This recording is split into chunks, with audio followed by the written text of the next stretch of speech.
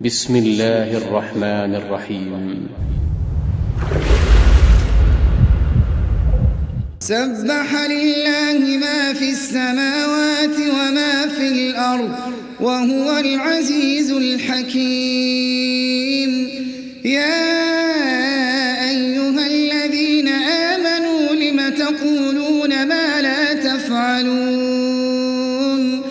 كبر مقتا عند الله أن تقولوا ما لا تفعلون. إن الله يحب الذين يقاتلون في سبيله صفا كأنه بنيان مرصوص.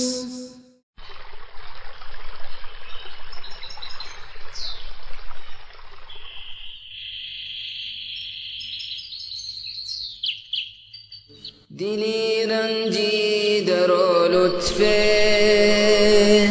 زی دل داره نمیبینم، در این غربت سرا یارب چرا یاره نمیبینم.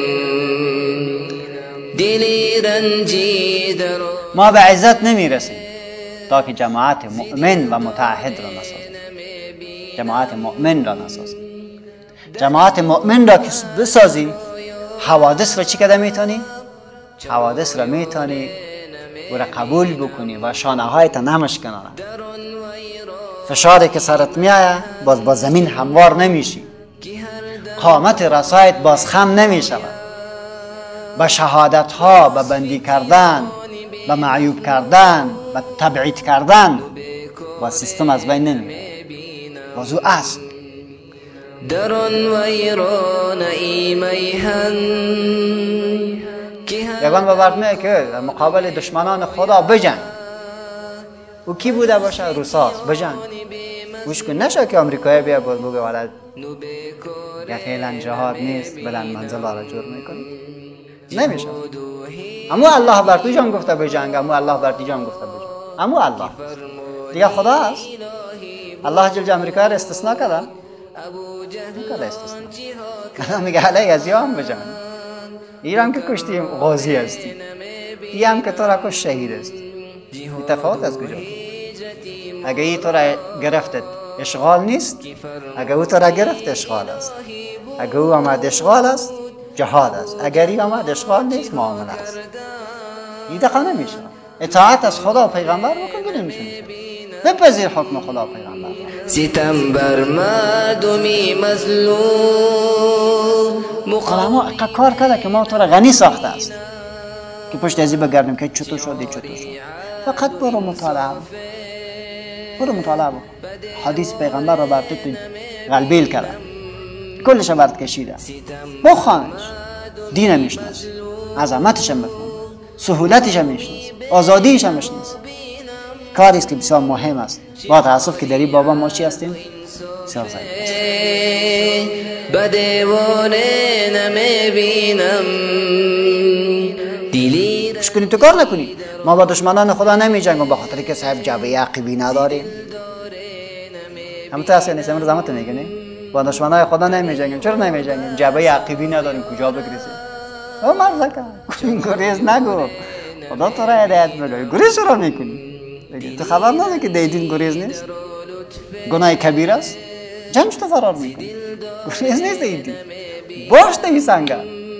فکری تیره نبیار که من گریز میکنم، من باز فرار میکنم، من با مهاجر میشم. استغفر الله. بگو من هستم، خدا مرا نصرت میکنه، دشمنی مرا سقوط میدهد، من کامیاب میشم. این تو بگو. تو نگو که من مگریزم، من فرار میکنم. چرا بگریزی؟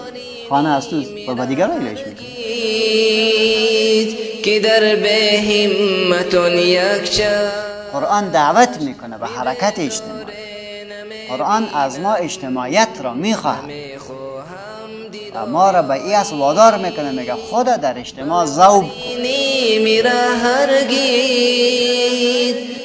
بناهن مؤمنی که متعهد است و در جماعت دینی قرار دارد و اعمال صالحه را انجام نمیدهد، این مؤمن به خدا نصرت نمیکند. نصرتش نمیکنه. صحیح شد؟ مؤمن حرامخور الله نصرت میکنه؟ مؤمن رشوتخور الله نصرت میکنه؟ مؤمن دزد الله نصرت میکنه؟ مؤمنی که شراب میخوره الله نصرتش میکنه؟ مؤمنی که نماز نمیخوره الله نصرتش میکنه؟ گپاره فکر بکنه. میبرند نپای فدای مد سنگردان. الحمد لله نحمده ونستعينه ونستغفر الله من شرور أنفسنا وسيئات أعمالنا من يهده الله فلا مضل له ومن يضلله فلا هادي له وأشهد أن لا إله إلا الله وحده لا شريك له وأشهد أن محمدا عبده ورسوله صلوات الله وسلامه عليه وعلى آله وصحبه ولمن دعا بدعوته إلى يوم الدين.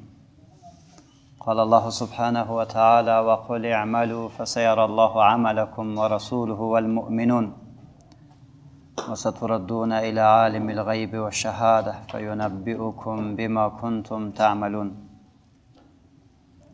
برادرای عزیز، الله جل جلاله ما شما را در مقابل اعمال ما مسئول قرار داده است.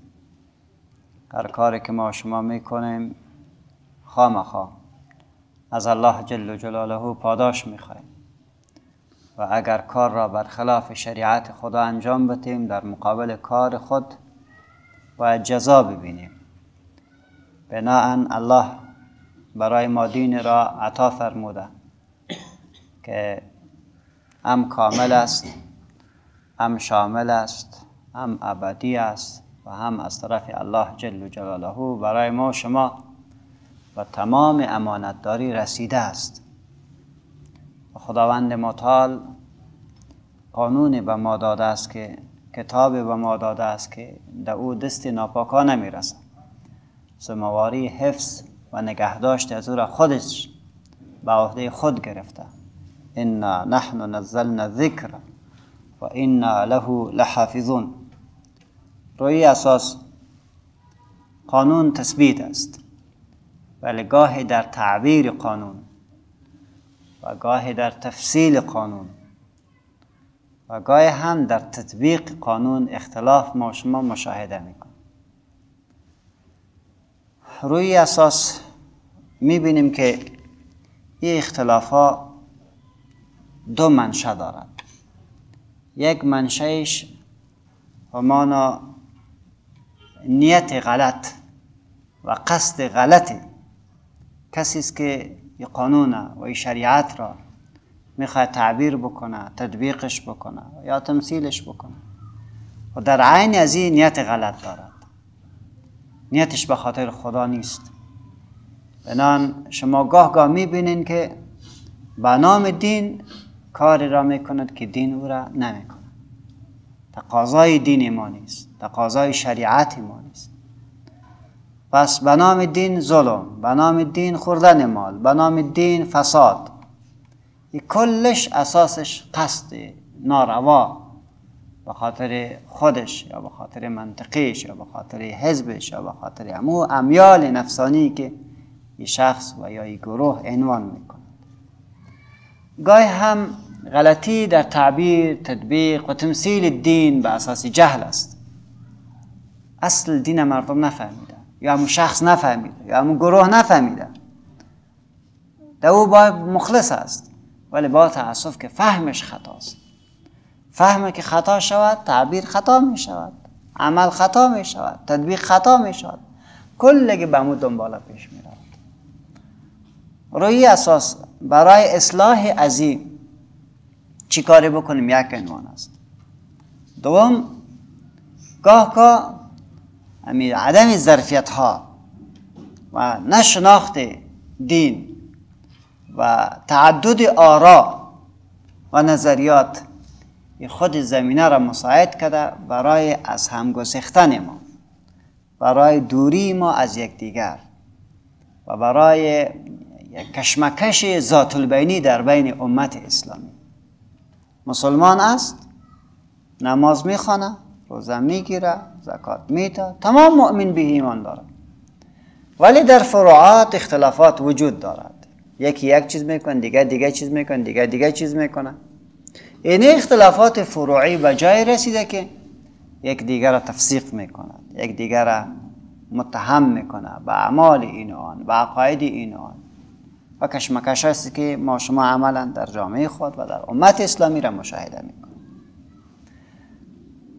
پس اگر خواسته باشیم که این مشکلات را جواب بگوییم و اگر خواسته باشیم که ما کامیاب شویم در این امر و بتانیم مانند صده اول از اصحاب کرام، از تابعین و تبع تابعین رضوان الله علیهم اجمعین در کاملا یک وحدت اسلامی، در یک وحدت فکری، در یک وحدت اجتماعی و در وحدت امت به سر ببریم که در اوجا باز تبعیض نباشد، در اوجا باز خودخواهی ها نباشد، در اوجا باز گروه طلبی و حزبگرایی و مذهبگرایی و سمتگرایی و قومگرایی نباشد و کلگی در گرد شریعت خدا بچرخد و تحمل آرا را و تحمل نظریات را و تحمل آرای مخالف را در خود ایجاد بکنیم.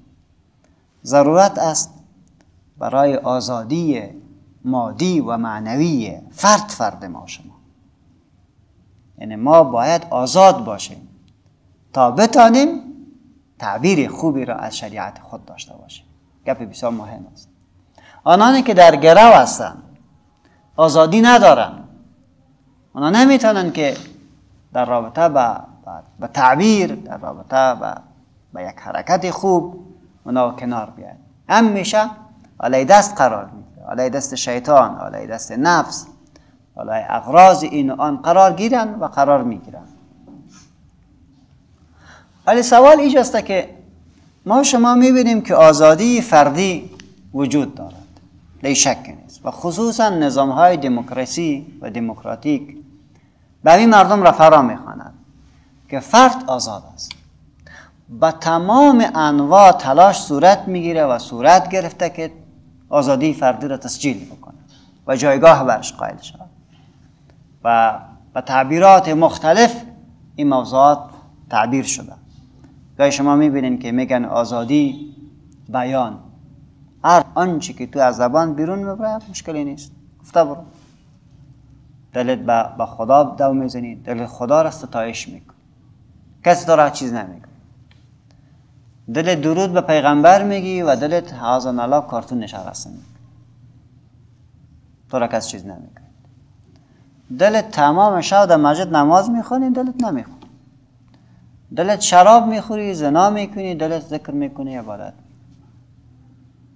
شما ببینید این تلاش است و صورت میگیرد و آزادی فردی را از انتقال از یک فکر به فکر دیگری، از یک عمل به عمل دیگری، از یک انتخاب به انتخاب دیگری، این چی میکنه؟ این تثبیت میکنه. ولی واقعیت امر است که آزادی اجتماعی را ما باز نداریم. آزادی چی است؟ است. آزادی اجتماعی وجود ندارد. برای تو آزادی فردی است. چرا آزادی فردی را تسجیل میکنه؟ به خاطر که استعمار در امن قرار میگیرد. هرگاه آزادی فردی بوده باشه استعمار در امن است. هر قدر که بدونی کده بری، هر قدر که به اصطلاح در کنج بشینی، بر تو کسی چیز نمیگه. به فایدهش است. زیرا نظام از اوست، تعبیر از اوست، اقتصاد از اوست، سیاست از اوست، همه چیز از اوست. هرگاه آزادی اجتماعی را عنوان بکنی با مشکلات جدی روبرو میشی و باید چرا را باید جواب بکنی.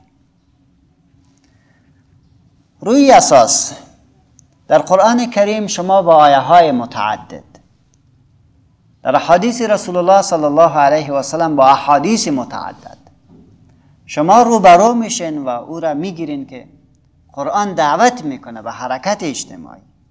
قرآن از ما اجتماعیت را میخواهد و ما را به این اصل وادار میکنه، میگه خدا در اجتماع ذوب کو.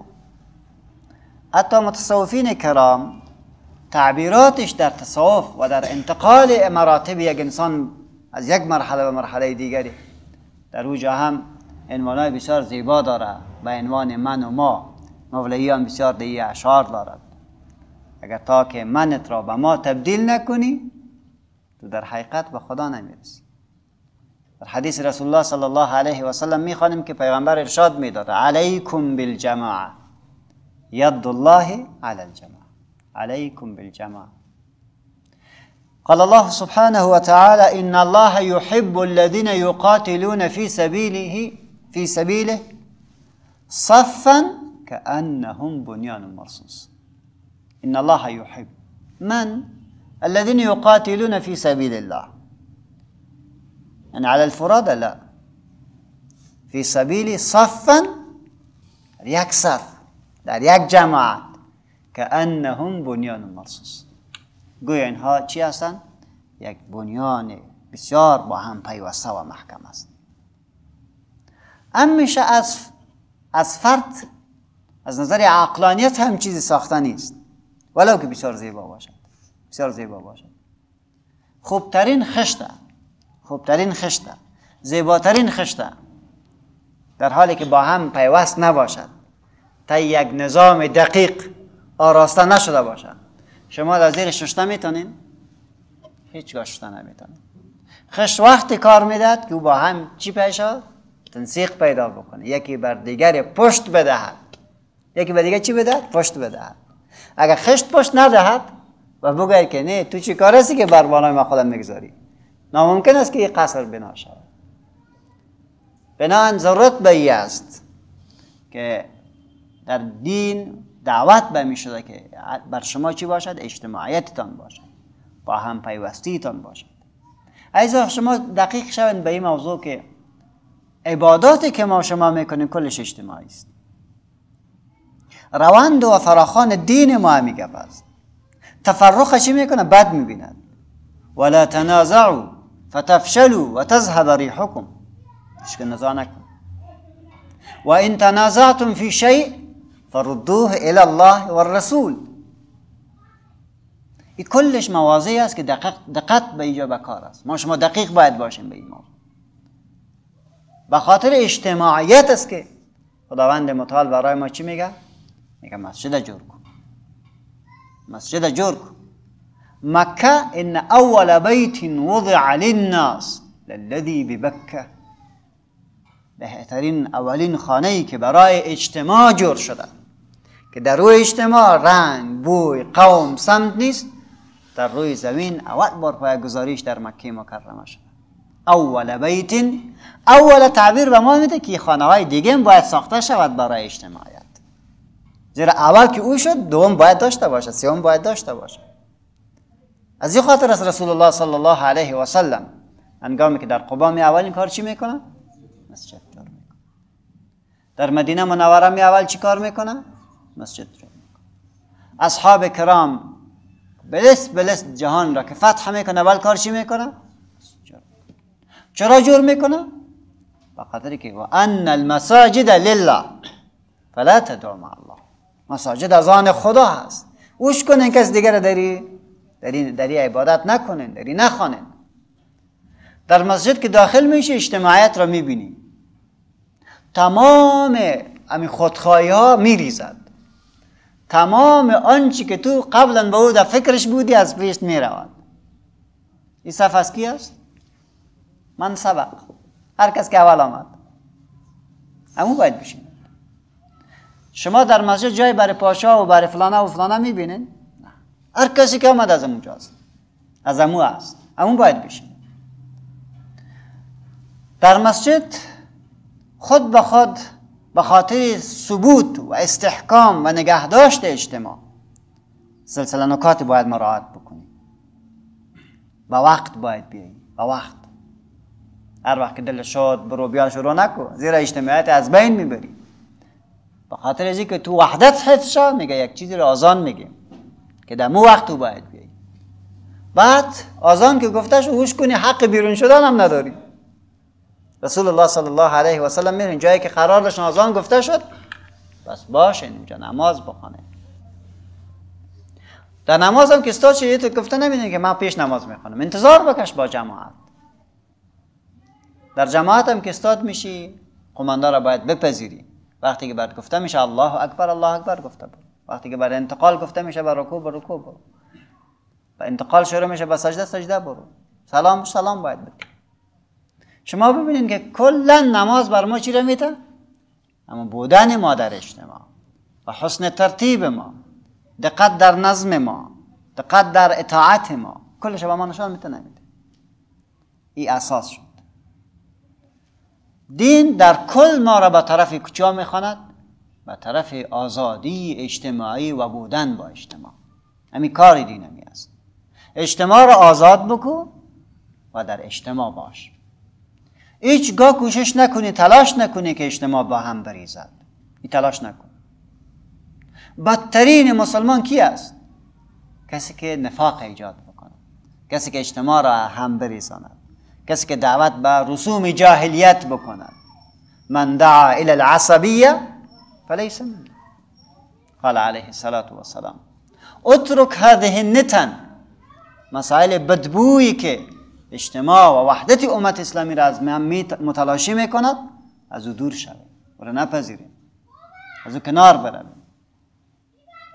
خب هر قدر سریع بحث بکنیم، بحث بسیار بزرگ است و وقت ما قضیات نیست که زیاد سرش صحبت بکنیم، ولی گپ امی است که دین ما دین اجتماعی است.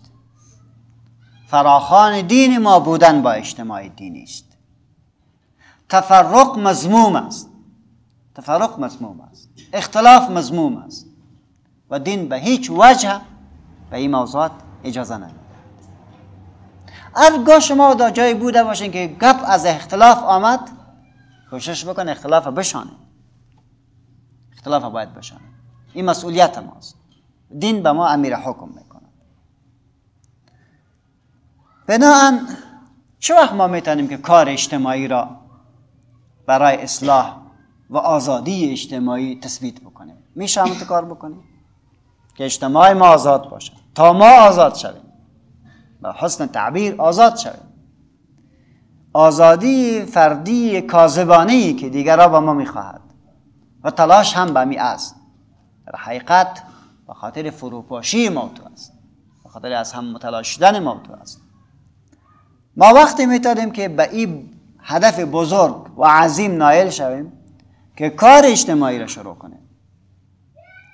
ما وقتی میتونیم که به آزادی اجتماعی برسیم که کار اجتماعی را برای آزادی اجتماعی خود شروع کنیم. فرد هیچگاه نمیتونه عزیز که او بتواند اجتماع را آزاد بکنه، هیچگاهی کار کردن نمیتونه. و دین هم به می خاطر دعوت به اجتماع میکنه.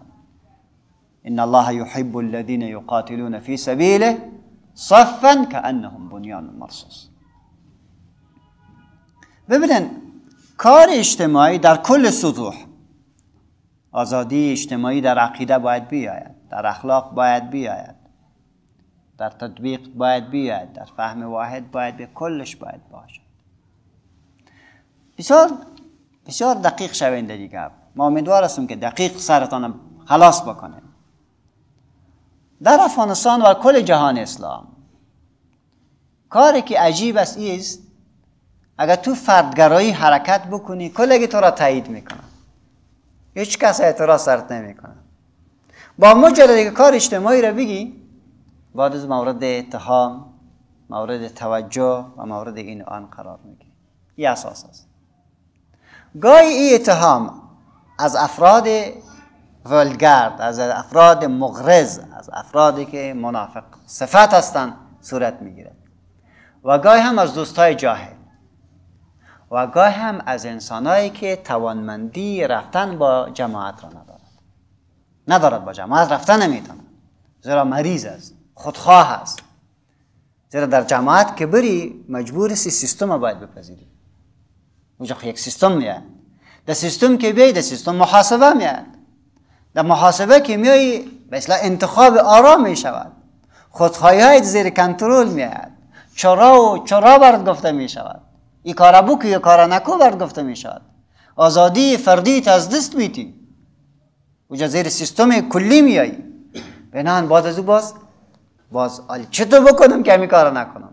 باز مجبور هستم که یک حرکت اجتماعی را مورد صدمه قرار بدم، او را متهم بکنم، او را کوچک بشمارم، سرزو نقد بکنم تا که امی توانایی را از دست بدیم. گپ اصلی همی است. و اصل گپ در کجاست؟ اصل ما مریض هستیم. ما مریض هستیم. از خاطر مرضی که ما داریم که مرض خودخواهی ماست. مرض همی است که شابوز وارد همی اول قافله باید همیشه برم. اجازه برای هیچ کس نمیتونه که از پیشم پیش شود. اصل گپ همی است. بنان به خاطر که او گپ خو واضح مطرح کردن نمیتونم. مطرح صحیح دوم میکنم. او غلط است، او غلط است، او غلط است، او غلط است. کلگی غلط است. کی خوب است؟ نشان بده. خودش خو گفته نمیتونه که من خوب هستم. والا چی کنیم دیگه؟ مرد که چی کنیم؟ شو چی کو؟ خودت هم خراب هستی. خودت هم جور کو. گپ واقعی همی است. و ما نمیتونیم که با تطبیق دین با تعمیل دین برسیم با تکراری ما. اینا ممکن است. هر کسی که دیگه فکر بوده باشد که ما چنین کاری کرده میتونم خطا کرده است.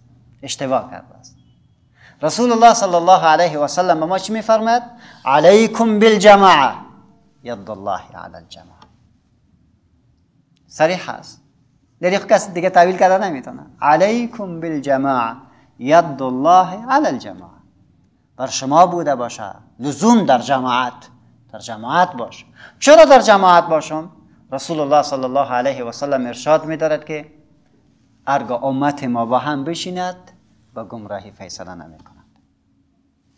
این همین حدیث رسول الله است. امت ما با هم بشیند و فیصله بکند و با گمراهی فیصله نمی‌کند. ما و شما محدود مردم هستیم. هرگاه فیصله را کردیم شما باور بکنید فیصله غلط نیست. زیرا الله جل جلاله حرکت اجتماعی را از گمراهی نجات می‌دهد. این اساس است. بنابراین بودن در اجتماع و حرکت دینی این از جمله وجایب موت است. این از جمله مکلفیت‌های موت است و این را باید بکنیم. و جالب خویی است که ما برای هر چیز وقت داده میتونیم و حتی به یک حرکتی تیت و پاشان دینی وقت داده میتونیم. و هرگاه حرکت اجتماعی که به نظم ما را فرا بخواند و در قیودات ما را بگیرد بعد از او باز بر خود راه فرار را پیدا میکنه. کدام سراخ بگریزیم؟ اگر آزاد بوده باشی که نمیالی دلت عالی آمدی، دلت یکسان پسان آمدی، دلت در اول وقت آمدی، هیچ کس برت نیست، اینجا خوش هسته.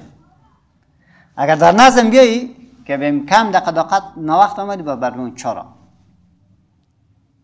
و اگر خیستی بر بگم چرا، بعد از این بعد 2 روز بعد ترکش میکنی. اما تاسیا نیست ترکش میکنی. در کل امور همطور است.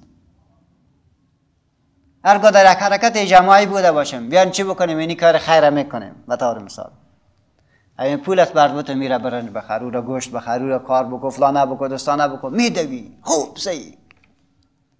و اگر بعد گفتن که مرا جوابم برای تو 2000 روپیه داده بودیم چی کردی؟ امیر از پیش بخوایم، یک روز بخوایم، دیگر روز که از پیش بخوایم، والله صاحب دیگه این مولوی نمیشه. همون تاست یا نیستن؟ یه وقت فرار میکنی از پیشم. چرا فرار میکنی؟ بخاطر که تربیت ضعیف است. بخاطر فرار میکنی که تربیت ضعیف است. هم تربیت مادی ما ضعیف است، هم تربیت معنوی ما ضعیف است. بنابراین نتیجه همین شد که ما همیشه از حرکت جماعی، از حرکت منظم، از حرکتی که در خرد و بزرگ ما را نقطه میگیرد از فرار میکنیم. سر خود بوج احساس میکنیم. باز برای فرار از خود بارا را پیدا میکنیم. ولی کدام طرف رای فرار است؟ باز اتهام بسته میکنیم، باز نام میمانیم، بازی میکنیم. اصل گپ اینجاست. و در حالی که کلش مرض در ما هست. مرض در حرکت نیست، مرض در ما است. الله جل جلاله مرض را اصلاح بکند. حالا چطور بکنیم که ما بتانیم به یک حرکت اجتماعی داخل شویم و این امراض خود را تداوی بکنیم؟ ضرورت ما برای وحدت فکری است. فکر متفاوت است. تو یک رقم میاندیشیم، ما دیگر رقم میاندیشیم، و دیگر رقم میاندیشه. هر کس با تعبیر خودش میاندیشد. بنابراین تعدد افکار وجود دارد. از این خاطر حرکت به وجود نمیاد. ما اگر خواسته باشیم به یک حرکت جماعی دقیق و منظم تبدیل شویم، ضرورت برای وحدت فکر است. فکر باید چی بکنیم؟ واحد بگردانیم. آرای خود را باید واحد بگردانیم. دیدگاه خود را باید واحد بکنیم. و این چیزی است که رسول الله صلی الله علیه و سلم به او دعوت کرده است و آنانی که در دعوت اسلامی به اصلاح ریش خود سفید کردن، عمر خود دادن و از ما که عالمتر، عاملتر و مخلصتر بودن، اونها امیر نتیجه گیری کردن. سالها مبارزه کردن، سالها مبارزه کردن. بعد نتیجه مبارزه خود را برای ما امیر داد. نتیجه مبارزش امیر شد. چی بکن؟ فکر واحد کن. فکر واحد کن. فکر متعدد بود، نتیجه هم متعدد است. تقسیم است. این کار کی باید بکند؟ این کار نخبگان امت اسلامی باید بکند. مردمای با فهم این کار باید بکند. و خوشا به حال او مؤمنی که خداوند متعال او را مصداق حدیثی میگرداند که امام ابو داود، حاکم از حضرت ابو هریره رضی الله عنه روایت میکنه که الله یبعث لهذه الامه على رأس كل 100 سنة من یجدد لها دینها. خداوند متعال در هر 100 سال کسی را برای از این امت پیدا میکند، او را میفرسته تا که دین برش چی بکند؟ تجدید بکند. دین برش تجدید بکند. دین چطور تجدید شود؟ دین به اساس 100 سال که میآید حکام به منافع خودش تعبیر کرده. به اصلاح کسایی که در صومعه ها هستند به تعبیر خودش دین استخدام کرده. هر کس منافع خود دموشه دیده بعد از با چی کرده؟ به مو شکل روان هستند. هرگاه تو بخوایی که دین تجدید بکنی، پس برای فهم دین و تعبیر دین ضرورت برای منابع دین داری. امیدوار هستم گپ ما اکثرتان زیاد گران تمام نشود، یک کمک زنده برش بشینه انشاءالله جور می شود. ما ضرورت به تجدید داریم و رسول الله صلی الله علیه و سلم در حدیث صحیح به ما که ان الله یبعث لهذه الامه على رأس كل 100 سنة من یجدد لها دینها. خداوند متعال میفرسته برای از امت در هر 100 سال کسی که دین برش تجدید میکنه. دین بر چی میکنه؟ تجدید میکنه. و کامپیوتر که به چی میتونه؟ آپدیت نه؟ دین یک بار برش آپدیت میکنه.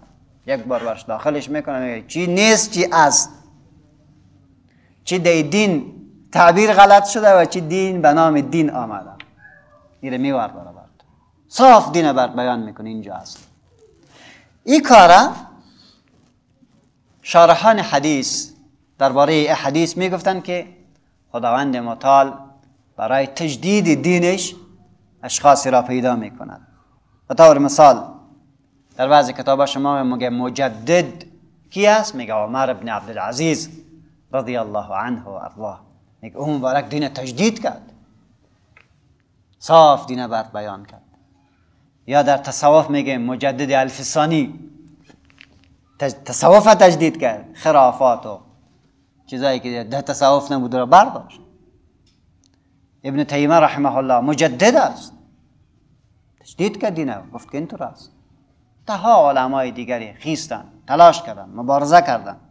ولی برخی از شارحای حدیث و جمهور علمای امروز اینا میگن که کلمه من طوری که به فرد اطلاق می شود، این به جماعت هم اطلاق می شود. من یجدد، کلمه من فرد است. میگه این تو نیست که همیشه شما در مصداق از این فرد پیدا کنید، بلکه در مصداق از این حدیث جماعت هم است. من یجدد لها دینها.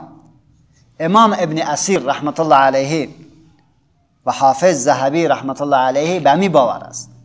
من یجدد لها دینها میگه مراد فرد نیست، مراد یک حرکت جماعی است، یک جماعت مؤمن متعهد و با فهم است.